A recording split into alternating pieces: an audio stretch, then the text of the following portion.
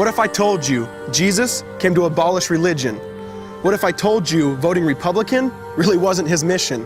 What if I told you Republican doesn't automatically mean Christian, and just because you call some people blind doesn't automatically give you vision? I mean, if religion is so great, why has it started so many wars? Why does it build huge churches but fails to feed the poor? Tell single moms God doesn't love them if they've ever had a divorce, but in the Old Testament, God actually calls religious people whores. Religion might preach grace, but another thing they practice, tend to ridicule God's people. They did it to John the Baptist. They can't fix their problems, and so they just mask it, not realizing religion's like spraying perfume on a casket. See, the problem with religion is it never gets to the core. It's just behavior modification, like a long list of chores. Like, let's dress up the outside, make it look nice and neat. But it's funny, that's what they used to do to mummies while the corpse rots underneath. Now, I ain't judging, I'm just saying, quit putting on a fake look. Because there's a problem if people only know that you're a Christian by your Facebook. I mean, in every other aspect of life, you know that logic's unworthy. It's like saying you play for the Lakers just because you bought a jersey. See, this was me too, but no one seemed to be on to me. Acting like a church kid while addicted to pornography. See, on Sunday I'd go to church, but Saturday getting faded, acting if I was simply created to just have sex and get wasted. See, I spent my whole life building this facade of neatness, but now that I know Jesus, I boast in my weakness. Because if grace is water, then the church should be an ocean. It's not a museum for good people, it's a hospital for the broken. Which means I don't have to hide my failure, I don't have to hide my sin. Because it doesn't depend on me, it depends on Him.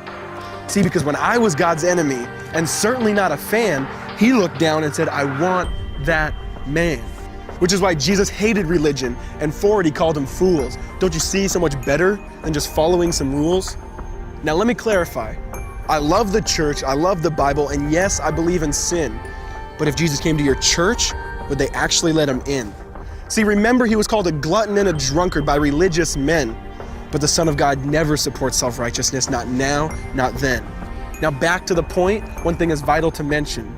How Jesus and religion are on opposite spectrums. See, one's the work of God, but one's a man-made invention. See, one is the cure, but the other's the infection. See, because religion says do, Jesus says done. Religion says slave, Jesus says son.